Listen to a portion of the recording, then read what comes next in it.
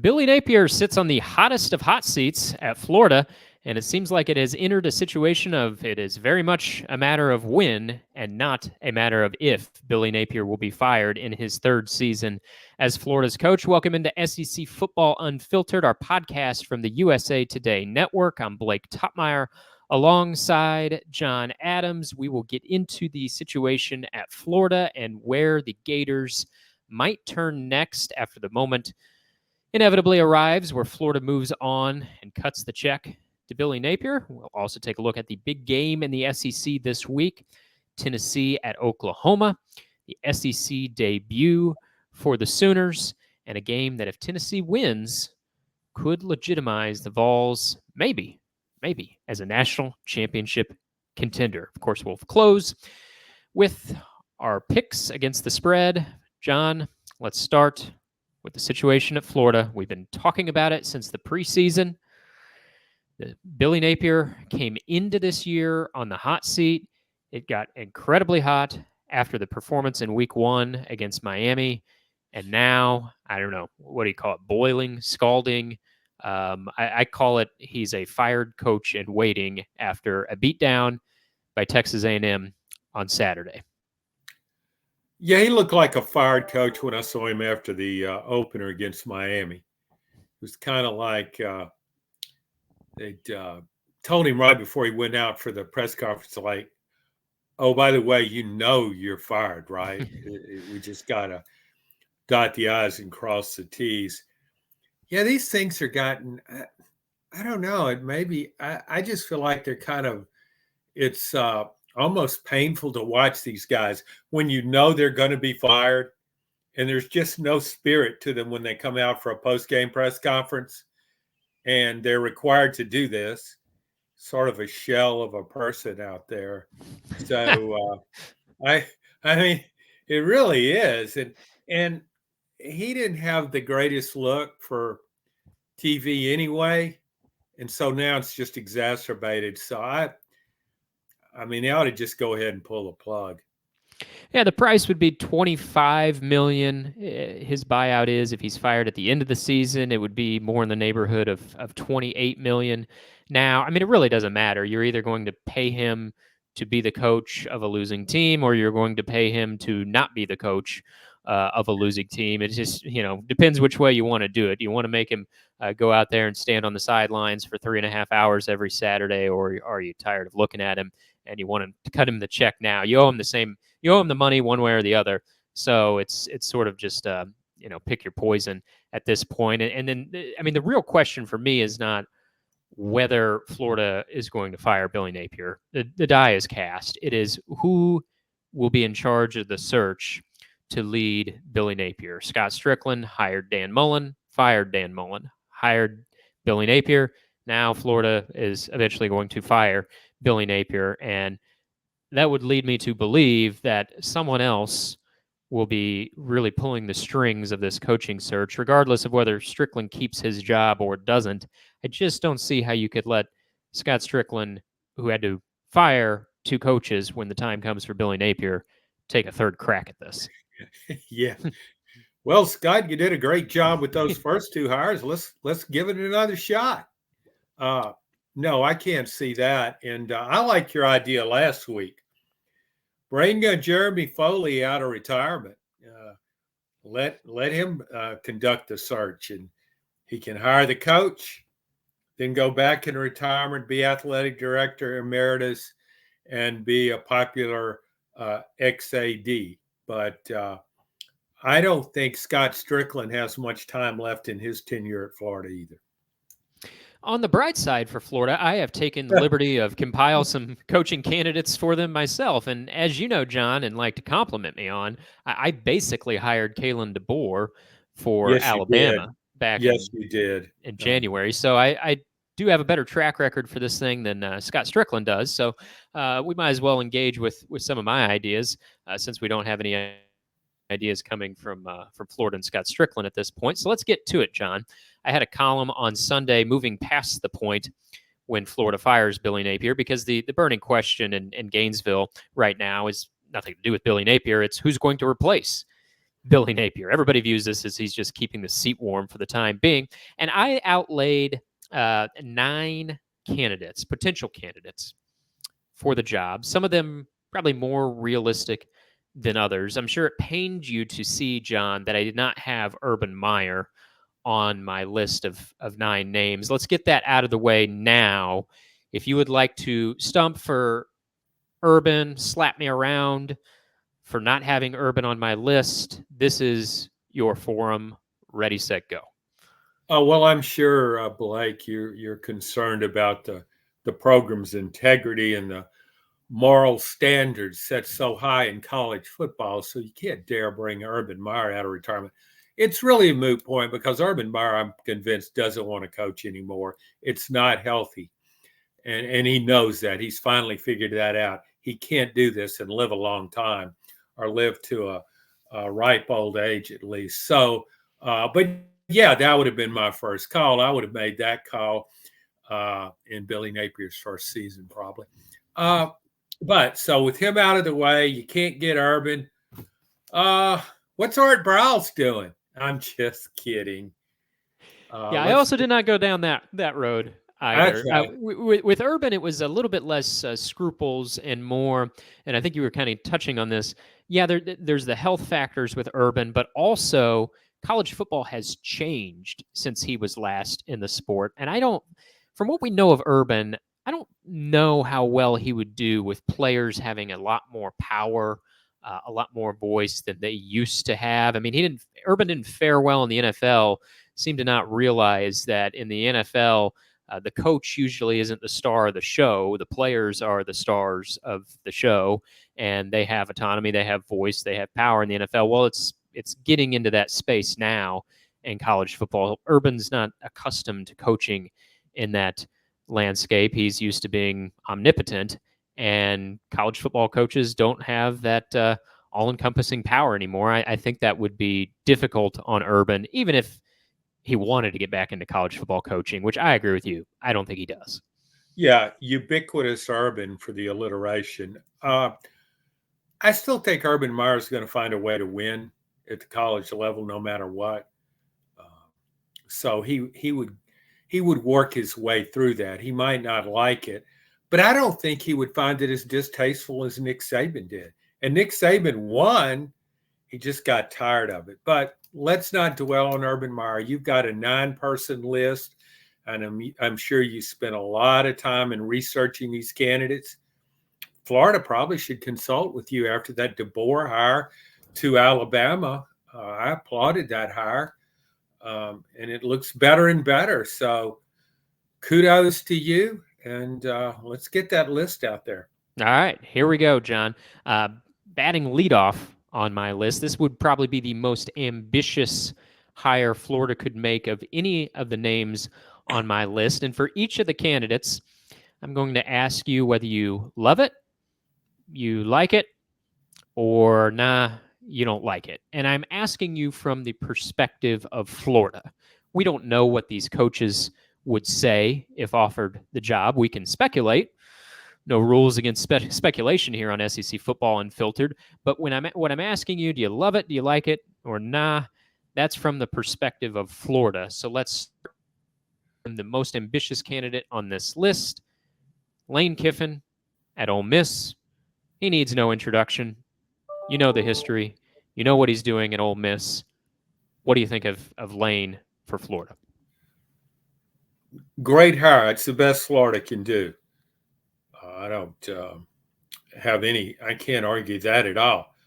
I'm just not absolutely certain Lane Kiffin will take that job. He's got a great situation at Ole Miss. He's got a national championship contender. And all that Florida glitter might not be gold. Dan Mullen will tell you about that. So I think I would, if I'm Lane Kiffin, I don't know if I would take that job.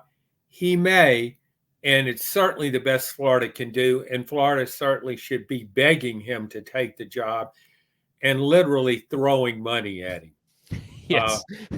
Yeah, Yeah, you hear the figurative throw money at the guy all the time, but no, this is a case where you drive up to Lane Kiffin's house in yes, Oxford and have someone just literally pitch handfuls of cash into his face and say, "This comes straight from Gainesville." yeah. You stuff the alligator suit full of money and just drop it off at his doorstep.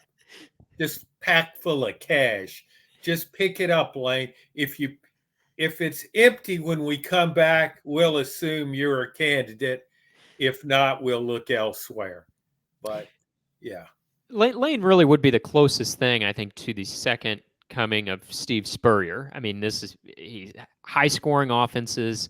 He needles opponents a little bit less from the podium than Spurrier did, and more on social media and with sarcastic quips. Spurrier was a little bit more the quipster at the lectern, but similar personality. And he would also be a 180 pivot from Napier, which I think is important given the way the Napier era has gone. Kiffin is the portal king. Napier was fairly averse to transfers to his own detriment when he got to Florida. Kiffin has built a well-oiled NIL machine at Ole Miss with the helping of his athletic department and boosters. Florida's NIL machine has been busted from the start. So this really would be the ultimate 180 hire.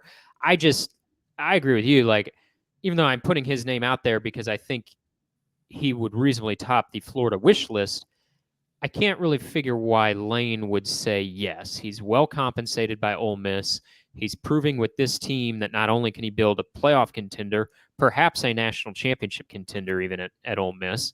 So I don't really see the upside to leaving the good thing that he has going at Ole Miss for maybe a couple extra bucks at Florida. I mean, heck, he can get himself a raise at Ole Miss after this season. So I'm not sure how much more money would even await him at Florida. It doesn't make a lot of sense from Lane's perspective, I don't think. Blake, I wonder if Lane looks back, he was quite a bit younger. This was after the 2009 season. I wonder if he revisits that decision, leaving Tennessee for Southern California. As upset as Tennessee fans got, they were understandably outraged that he would leave them after 1 year, and they liked him so much. They liked what he was doing with the program. On the other hand, Kiffin looks at it like Southern Cal is a better job. It's one of the greatest jobs in college football. I mean, Lincoln Riley left one of the greatest jobs in college football at Oklahoma for another one at USC. USC is it's such an attraction, and Lane found it irresistible. But the way things played out, I know there were different circumstances. Nonetheless, he had a pretty good thing going at 1 year after Tennessee, and he left it, and things didn't work out. Now, here he is at Ole Miss, even better off than he was at Tennessee, having spent even more time in Oxford than he did in Knoxville. Man, I would think long and hard if I'm Lane Kiffin about making that decision. But if I'm Florida, yeah, the decision's made. In fact, if Lane said, I'll take over your team right now, they would kick Billy to the curb, pay him his money, and wish Ole Miss well with its future endeavors. Yeah, in this, I don't think the Florida job is as slam dunk as Steve Spurrier and Urban Meyer made it look. I mean, you look, Florida's now cycled, once they fire Billy Napier, they will have cycled through 4 coaches since Urban Meyer: Will Muschamp, Jim McElwain, Dan Mullen, and Billy Napier, none of whom made it through 4 seasons. They were all fired in year 3 or year 4. None of whom, really was able to sustain success. McElwain and Mullen tasted some success, but it wasn't enough for that fan base, and at the first sign of trouble, they were thrown overboard. I mean, and you look back at Lane, he backed away from Auburn at the 11th hour, and I really think you could make some comparisons to the situation in Auburn as compared to Florida. I mean, those are jobs where you can win at the highest level. Those are also jobs, though, that there's not much patience. not much patience at all. Fan base can turn on you in a dime, and they're not running you off at the first sign of trouble. Now with Billy Napier, this is about the 17th sign of trouble. But you think back to Dan Mullen, he went to 3 straight New Year's Six games, has one big bad season, recruiting stalls. That's enough. You're out of here, Dan. And I just don't know that it's not enough of a slam dunk job for Lane Kiffin to leave all that he's built at Ole Miss. I wouldn't think. No, I don't either. And one of the things about Florida, you talk about the recruiting base in Florida, the in-state recruiting base. It's not like Georgia, where there seems to be an allegiance mainly to one program in the state. I know they have more heavily populated than Georgia, but everybody is recruiting Florida.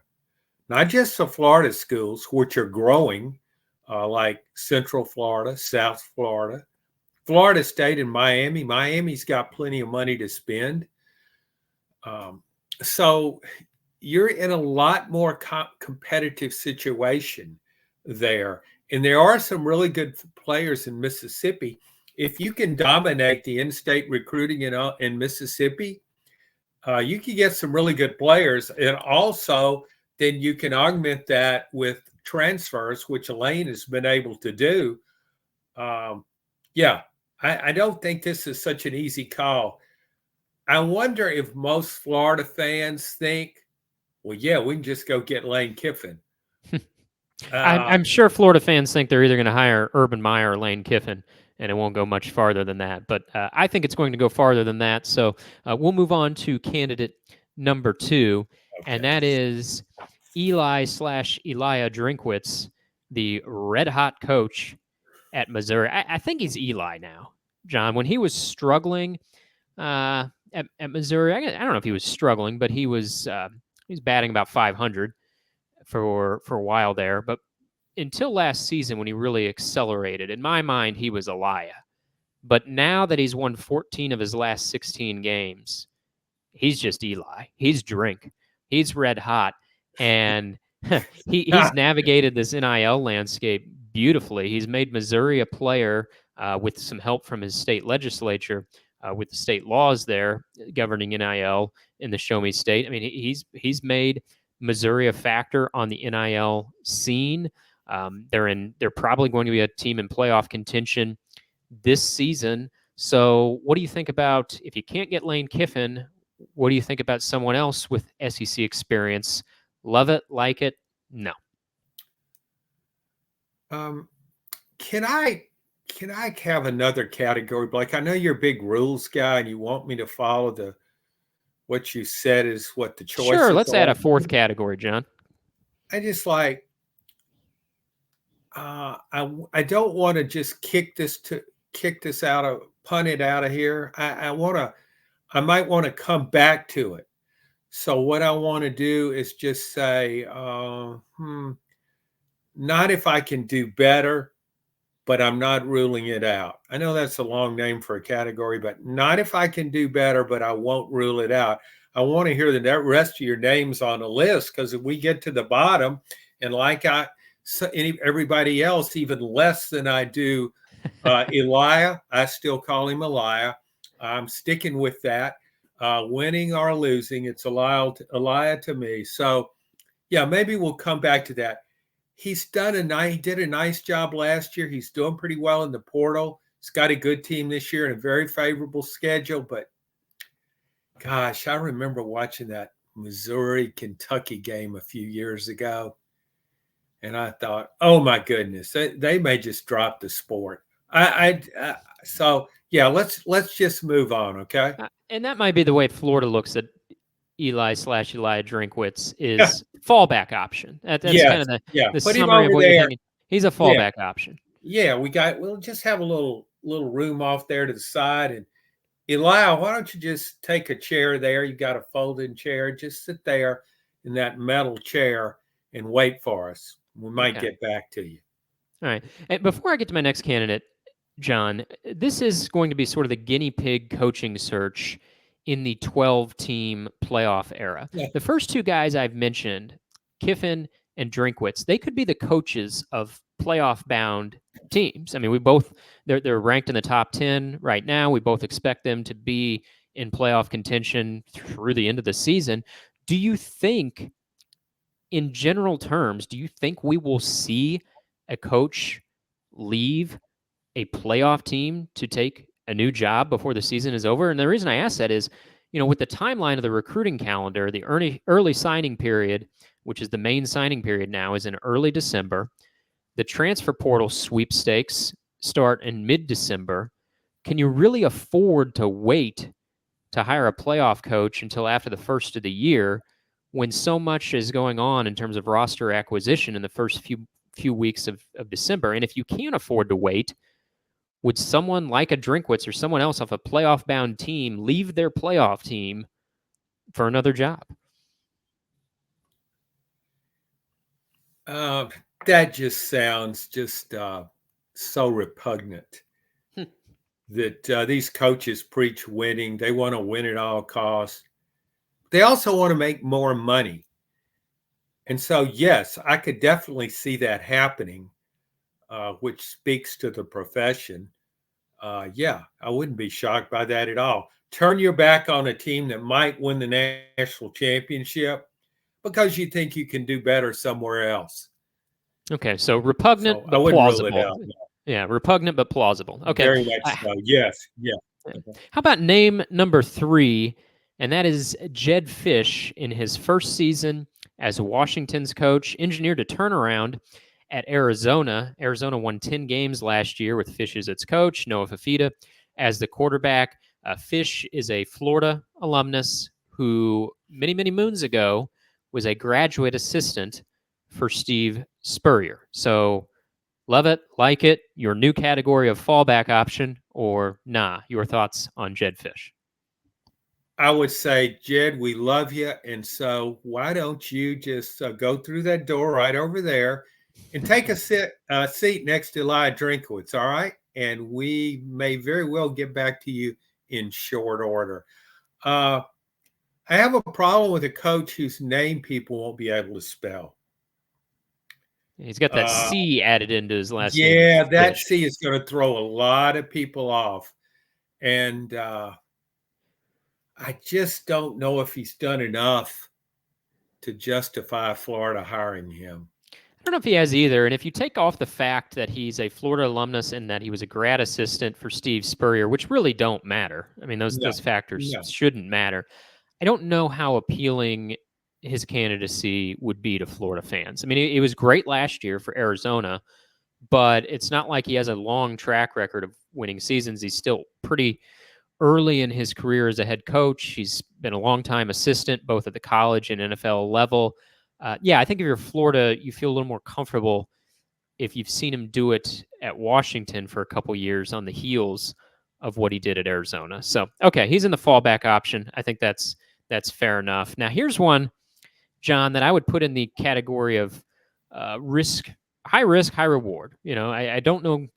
I think there would be a pretty good gap between the floor and the ceiling for this one, but I'm intrigued. I'm wondering if you are as well. And that is Alex Golesh, who is the 40-year-old head coach of South Florida, who has made South Florida quickly relevant. And as you recall, John, in week 2, South Florida gave Alabama all they could handle for most of that game. He has the Josh Heupel playbook that's made Tennessee a success. Golesh runs that warp speed spread offense that the Vols use. He was Heupel's offensive coordinator at UCF and at Tennessee. I think South Florida, pretty happy with Alex Golesh. He's still early in his career there. He's never been a Power 4 head coach. What do you think about him? Is he someone you would consider taking a chance on for Florida? What do you think about this hire? No, I don't think Florida takes that chance. If I'm at Florida, I just don't take that chance. He's doing okay at South Florida.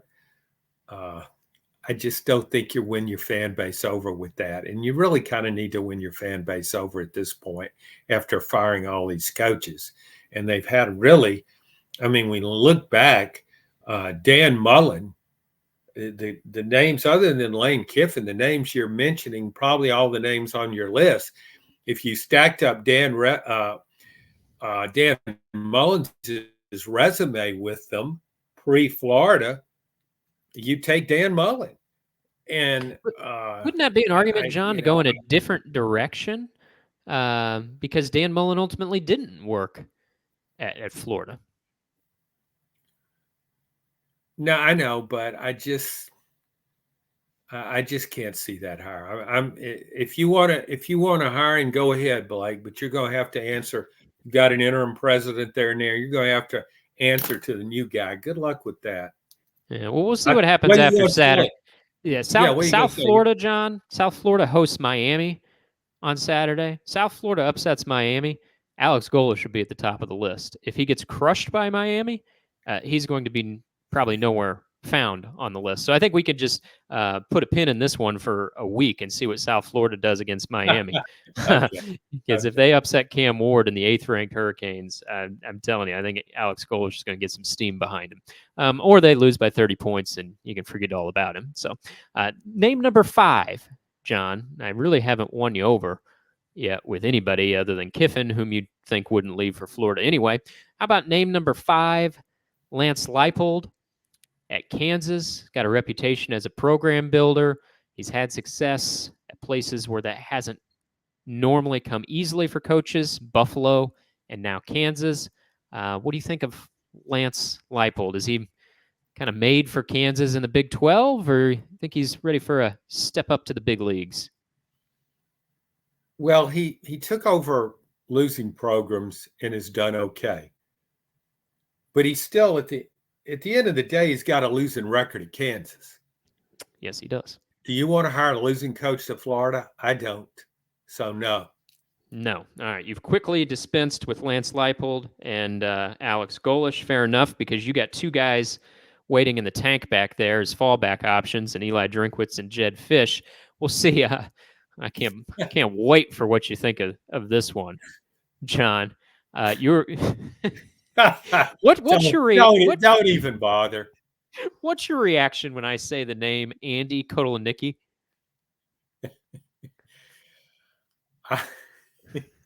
No, I won't say that. Yeah, I'm sure he's a fine person and a good X's and O's guys, but I don't want any part of him. Can I make the pitch at least for Penn State's offensive coordinator? Go ahead. Okay, all right. Well, here's the pitch. He's Penn State's offensive coordinator now, first season at Penn State, and the early returns. I know it's still early, but the early returns are that he's making improvements with Penn State's offense, which had been fairly lousy before that. We knew what to expect from Penn State. They were going to be steady on defense. They were going to fizzle on offense, particularly in the big games. Well, it's looked a little bit better here throughout the first few weeks. But more to the point, I mentioned Lance Leipold. Well, Andy Kotelnicki has been the guy behind Leipold's offenses for the past several years. He was from the Leipold tree that left the Leipold ranks to go to Penn State. But, those high-scoring offenses at Kansas the past couple seasons, those were Kotelnicki's offenses. Then he was with Leipold at Buffalo before that. So I guess I'm saying, like, maybe he was the true mastermind behind Lance Leipold's success at Buffalo and Kansas. And if that's the case, why hire Lance Leipold, whom you don't want? Instead, hire the guy behind it, Andy Kotelnicki. But I get a sense that you're not biting here. No, I don't want any part of either one of those guys, Blake. But you worked really hard at trying to sell them, so I give you credit for that. That was nice effort. Boy, we are just burning through the candidates, and now we're on number 7, Jamie Chadwell. He's a career winner. He's spent his entire career in the group of 5 ranks, never been on a Power 4 staff, but he won very consistently at a high level at Coastal Carolina. Then he comes into Liberty, and he took what Hugh Freeze left, and he made it even better. Liberty's been better since Liberty was good with Hugh Freeze. They've been very good since Hugh Freeze left, at least in their level, in their group of 5 ranks. They play Oregon in the big time. Yeah, they got clobbered. But at his level, he's been consistently good. He's known as a sharp-witted offensive mind. I don't know. I'm curious to know how concerned you are by his lack of Power 4 experience and whether you're enticed at all by Jamie Chadwell. Jamie, do you know Eli Drinkwitz? I think he's heard of him. Okay, that's what a question I have for Jamie. Because if you do, maybe you can have something to discuss when you go back in that waiting room over there and get that folding chair and sit down with Drinkowitz and Jed Fish with a C. Okay. All right. We got three guys backstage in the waiting room. Lane Kiffin, you love, but you think he's saying no, and you've dispensed with Alex Golish, Lance Leipold, and Andy Kotelnicki, whom nobody can spell that last name anyway, so we'll just forget You're about the only him. one. You're the only one that can pronounce it. Could you just go over his qualifications one more time? No, I'm kidding. I'm not convinced I'm pronouncing it right, John. I just say it really quickly with confidence, and I find that that usually works. So I shouldn't have admitted that I might not be pronouncing it right. I got two bonus names for you, John, and I'm confident one of them is going to steal the show. Actually, I'm not. But about Ryan Silverfield. He is the coach at Memphis who just beat the old coach at Memphis, the current coach at Florida State, Mike Norvell. Silverfield, he's from Jacksonville, Florida, so he knows the terrain. He won state championships as a high school player at the Bolles School in Jacksonville. He's been a pretty good coach for Memphis. They won 10 games last year. They had the inside track of being the group of 5 representative in the playoff this year after beating the Seminoles. And you mentioned, unsightly though it might be, you could see a coach leaving their current team for a new job. Well, that could be especially true if you could triple your payday and go from the group of 5 to the Power 4 ranks. So regardless of whether Memphis makes the playoff or not, what do you think about Ryan Silverfield from Memphis? Have I won you over with the Silverman? Not much, but I will tell you on a positive, upbeat note, while you've been going through your list, I've been coming up with names that I might like. So let's go ahead and get to the end of your list first. So, but yeah, Ryan, I'm really not interested. But if you want to try and sell me on it, maybe later when we aren't on the clock, I will gladly listen to whatever you want to sell me. Okay, I'll call you after the podcast. Okay, all right. Yeah, we'll talk Ryan, whatever his name is.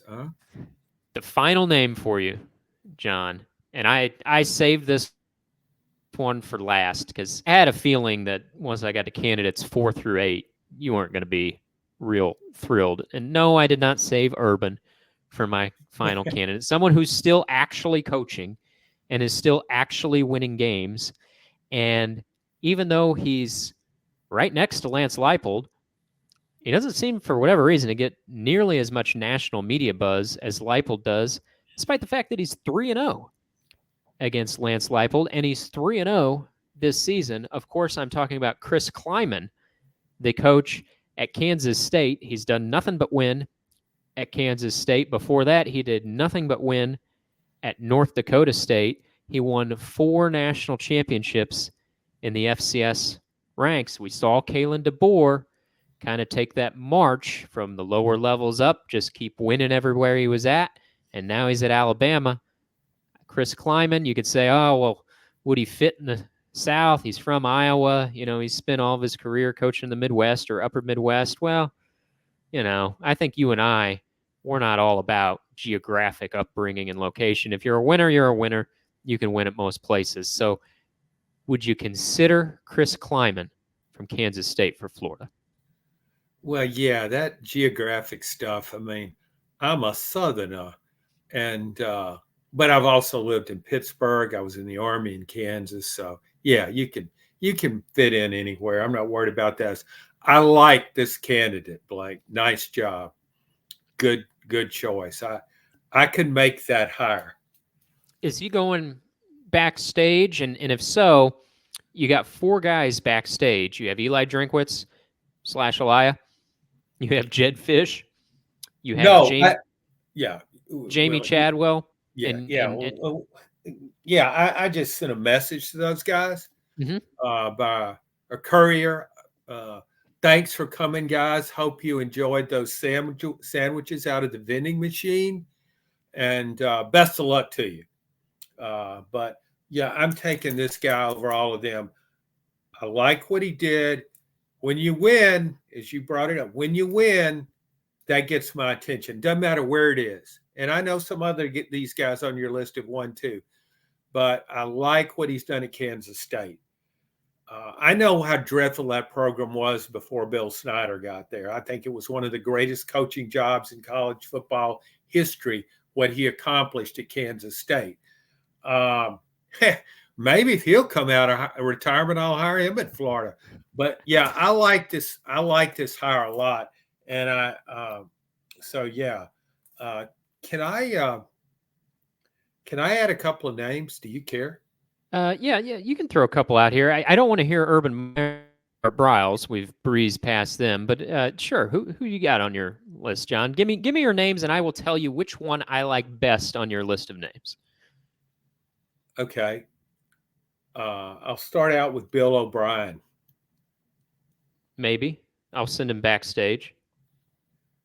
Well, he's doing okay at Boston College. I know you'll say, well, I don't think he's a real good fit at Florida. No, I got him backstage. I'm curious to see Okay. who else you got on the list. I haven't ruled him out outright. How about a guy by the name of Dan Mullen? Bring him back. Oh my stars! No, I'm eliminating Dan. I think Dan's pretty rooted in at ESPN. I'm not sure if he didn't want to recruit before in the days before NIL. I don't think Dan wants to recruit now. So Bill O'Brien's still my leading contender. Who else you got for me, John?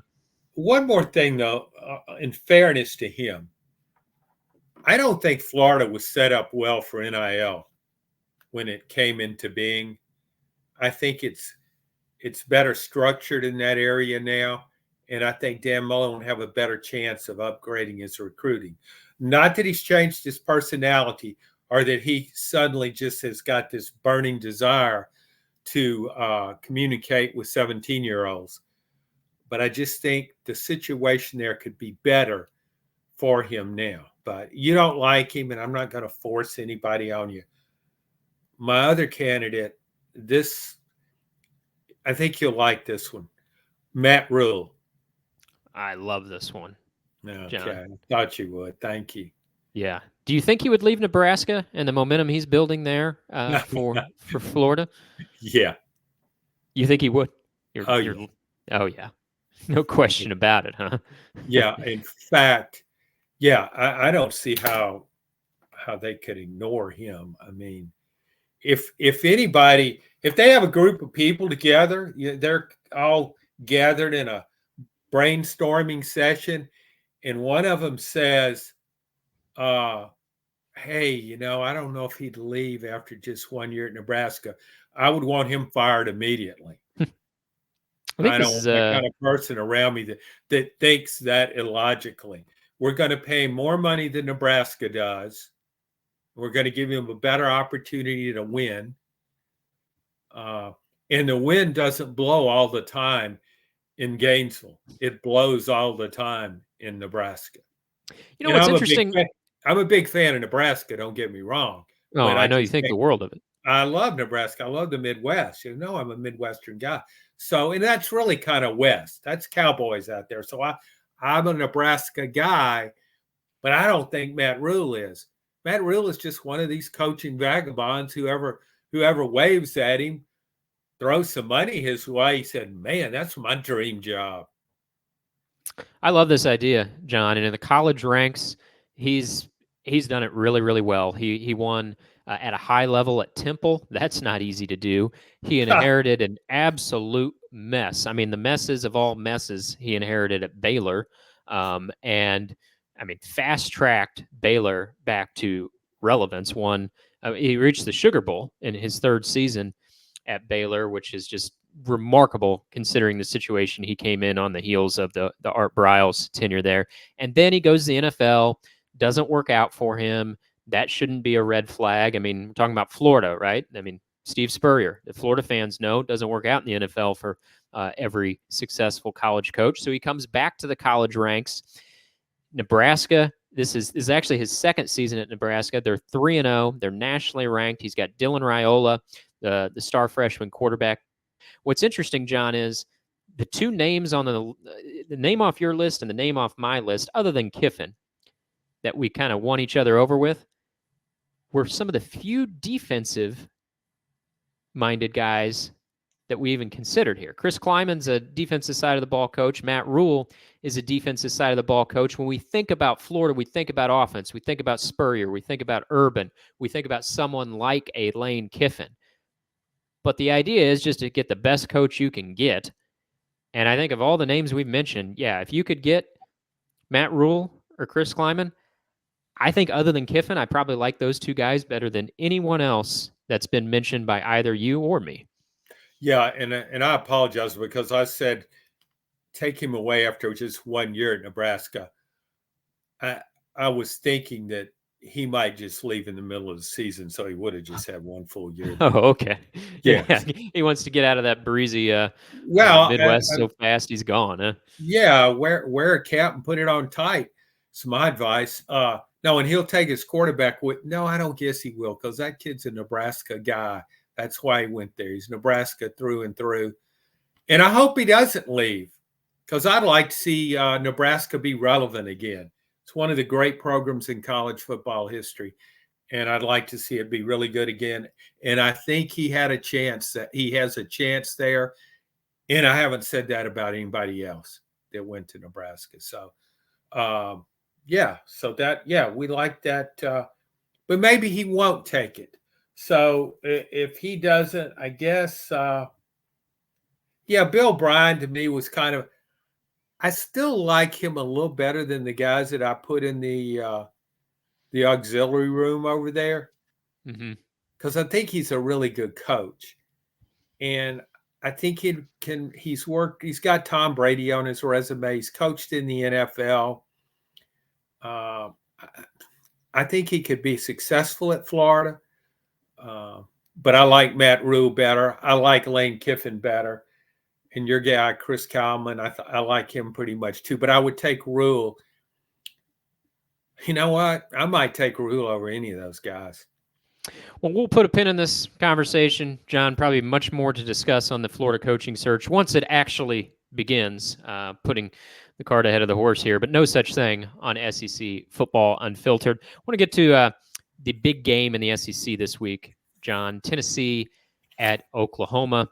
You've covered Tennessee in the red-hot start to their season. They're blowing everybody out by an average score of 127-0.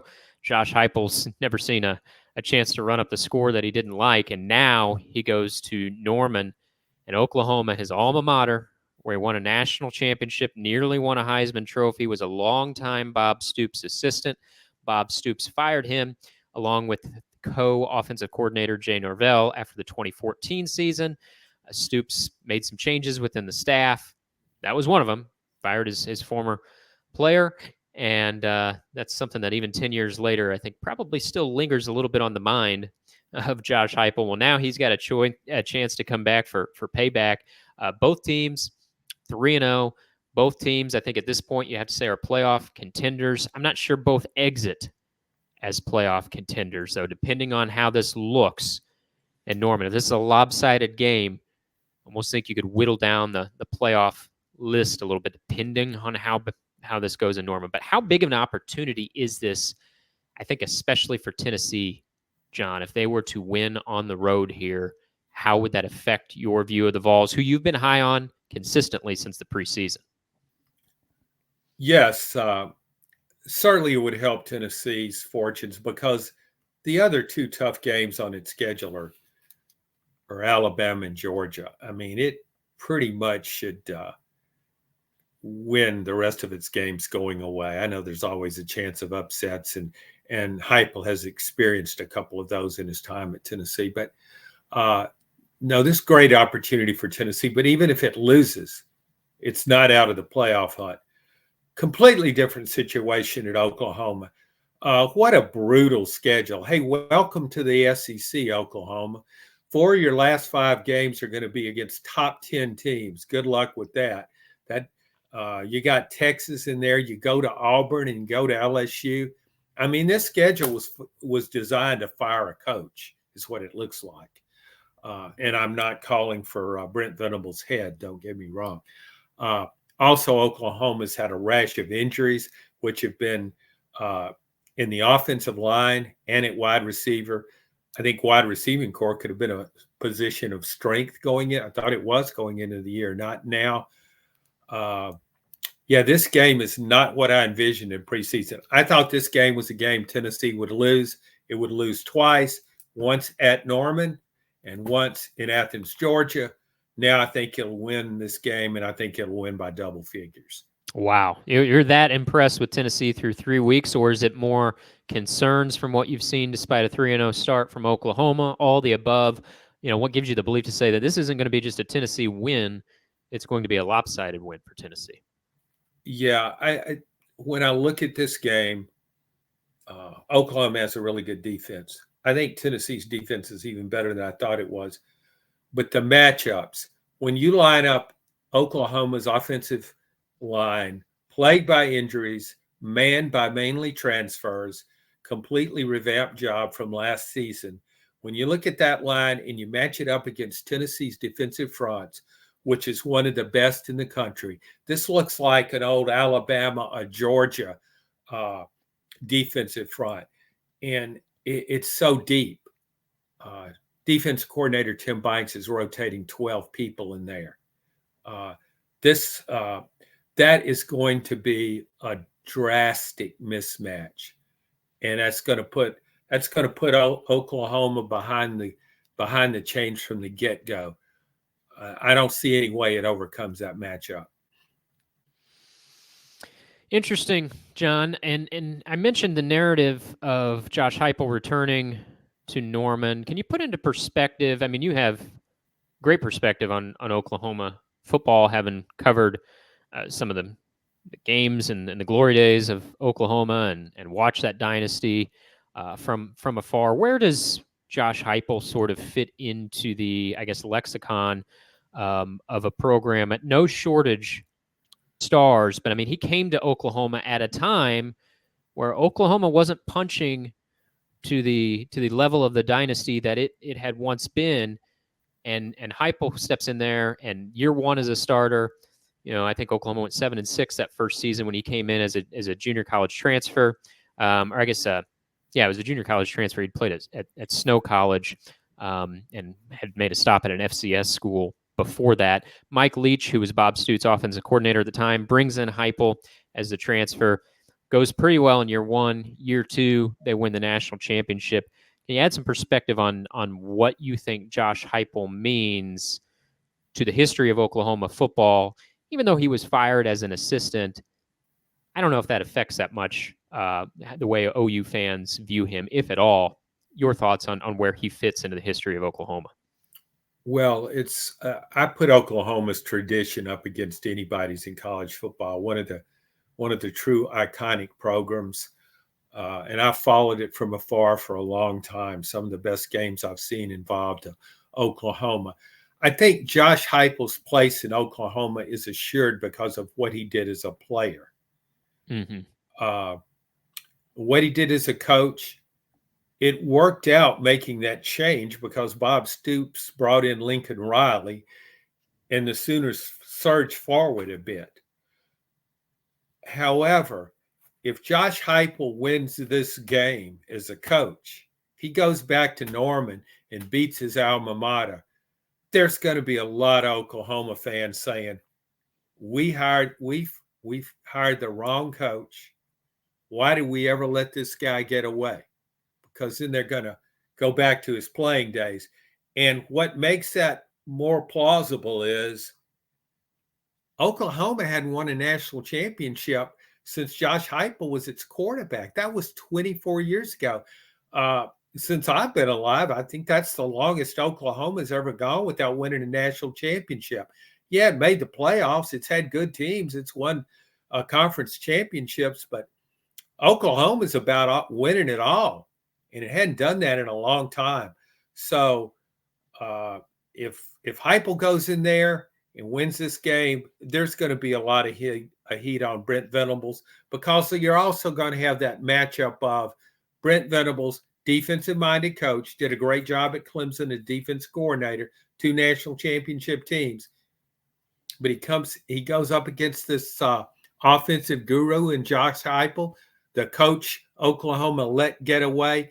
that's how his departure will be viewed by a lot of fans, I think, if Tennessee wins this game.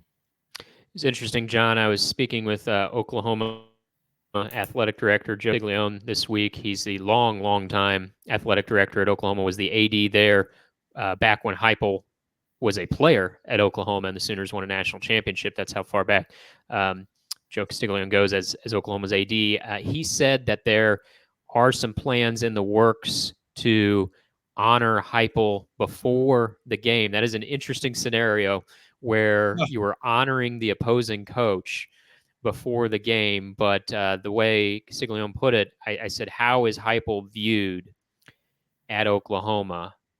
And Castiglione answered with one word. He said, beloved. Well, he might be beloved until the game starts, depending on how this goes Saturday in Norman. Man, I think that's a really bad move. Just act like he didn't play there. Just ignore him. Yes. Yeah. I mean, you're competitors now. You're at Oklahoma. I wouldn't be that keen on it if I were a fan. Yeah, he was a great quarterback for Oklahoma, but this is Oklahoma versus Tennessee, man. This is Oklahoma football. You just don't welcome the opponent into your stadium. That's just not the way you do it. I don't like that idea at all. It'd be interesting, John, and those plans aren't finalized, so maybe between now and game day, that plan will be scrapped. But as of early in the week, there was some plans in the works at Oklahoma to make some acknowledgement, some honoring of what Heupel has meant to Oklahoma history. Well, let's get to our picks, John. You kind of tipped your hand a little bit there about the Tennessee-Oklahoma game, so let's just start there first with the records. This is unbelievable, John. This late in the season, we both have winning records. I'm 12-4. I mean, this is setting up a Mike Norvell type collapse. That's astounding. Yeah, I'm 12-4. I went 5-1 last week. You went 3-3 last week. You're still 2 games over 500. You are 9-7. So a lot of time left for us to screw it up. Tennessee is a 7.5-point favorite at Oklahoma. You've already said you think Tennessee wins going away. I too will pick Tennessee to not only win, but to cover the spread. I'm correct in saying that you are picking them to cover the 7.5, yes? Yes. Okay. Yeah, I like both teams' defenses. I think Tennessee's much further along on offense with their redshirt quarterback, Nico Iamaleava, than Oklahoma is with its redshirt freshman quarterback and Jackson Arnold. So advantage Vols, although interesting to see how they hold up and what I would think after the pleasantries are exchanged pregame becomes a hostile environment in Norman. So moving on, John, not a great week of games in the SEC, but nonetheless, we'll pick a few more anyway. Florida, 4.5-point favorite at Mississippi State, overlooked maybe by some of the other unsightly scenes around the bottom half of the SEC throughout the first few weeks is Mississippi State not only losing, but getting crushed, absolutely crushed by Toledo last week. Who says the group of 5 can't contend with the big boys anymore? Toledo beat Mississippi State 41-17. Rough start to Jeff Lebby's tenure at Mississippi State. Mississippi State now 1-2. John, I mean, this is maybe the 2 worst teams in the conference going at it here. I'm going to take Florida on the road without much confidence to cover the 4.5-point spread here. But I just can't take a team that lost by 24 points to a group of 5 opponent. Even though Toledo's got a nice program, I can't take a team after they lost by 24 points to Toledo. So I'm taking Florida to cover 4.5. We might not have a harder game to pick all year. I mean, what in the world can you make of Florida? Billy Napier over there. I mean, we pretty much already fired him. We're trying to hire his replacement. So, and you're picking him to give 4.5 points and win the game. But you know what? I think I am too. Gosh, Mississippi State, that was an awful loss. And did Arizona State win this past week? I've forgotten. I don't remember who they played, John. Yeah, well, because this is Pac-12 Unfiltered. Well, they're not in the Pac-12 anymore, so. Arizona State, I think, didn't it beat Mississippi? They beat Mississippi State. That's right. I watched that game, John. How quickly I forget. Arizona State won in a tight one at Texas State. It was a It's a Thursday or Friday night game. I watched that. Yeah, Arizona State's 3-0. Yeah, but it's no world beater. I've got to go with Florida too. Okay, we're 0-2 so far this season. When we pick Florida, we'll go for it a third time and see if Billy Napier can't get us one more time. Moving on, John, the next one on our list of just unbelievable games this week in the SEC. Arkansas is at Auburn. Auburn, a 3.5-point favorite on the Plains. Let you bat lead off here. You taking the points in the Hogs, or are you taking the home team? I'm taking the home team. I think Auburn's a very hostile environment. Arkansas has been much better than I thought it was, but I think its quarterback he's a really good runner, but I don't know if that'll be enough in this game. So I give an edge to Auburn there, but I don't feel good about it. In fact, I don't feel good about any of these picks other than Tennessee. Yeah, I don't feel good about either of these teams, so I suppose I will take the underdog and go ahead and claim the 3.5 points. Auburn's already changed quarterbacks this season. I watched some of that game against New Mexico on Saturday. It was close for quite a ways. It was played and looked like a monsoon at Auburn on Saturday. Got a little more offense going behind Hank Brown, whom they turned to at quarterback after the disastrous Peyton Thorne experience in the early stretches of this season. But this will be Brown's first start, assuming he does start against an SEC opponent. So I'm going to take Arkansas and the 3.5 points. And I think we're just, as we run through these games, kind of seeing how bleak the bottom half of the conference is this year, for as good as it is at the top. One more, John, before we get to our lock of the week. UCLA is at LSU. LSU, despite going to the wire, barely hanging on against South Carolina, needed 13 South Carolina penalties to be fortunate, LSU to be fortunate to win that game. Well, now they are a 23.5-point favorite against UCLA, and you say, why in the world would they be a 23.5-point favorite? Well, that's because UCLA lost to Indiana 42-13. 42-13 against the basketball Hoosiers on Saturday. And so that's why LSU is a 23.5-point favorite against UCLA. So bad it was for UCLA against Indiana. I know LSU's still got problems with foolish mistakes. Their defense is still a little too soft. Their run game was late arriving at Columbia, South Carolina. They really could have lost that game. I mean, if South Carolina would have cut down on some of those penalties, South Carolina would have won that game. But UCLA was so bad at Indiana, I'm going to say LSU trounces the Bruins and covers the 23.5 points. Yeah, I got all kind of questions about LSU, but your quarterback, Garrett Nussmeier, is not one of those questions. He can flat out throw the ball. UCLA, we found out where UCLA was headed in the Big Ten when Chip Kelly, its coach, left for an offensive coordinator's job. Yeah, how about that? Ohio State's, man, I'll take a demotion to get out of here. UCLA takes academics way too seriously for football purposes and recruiting and getting guys in school.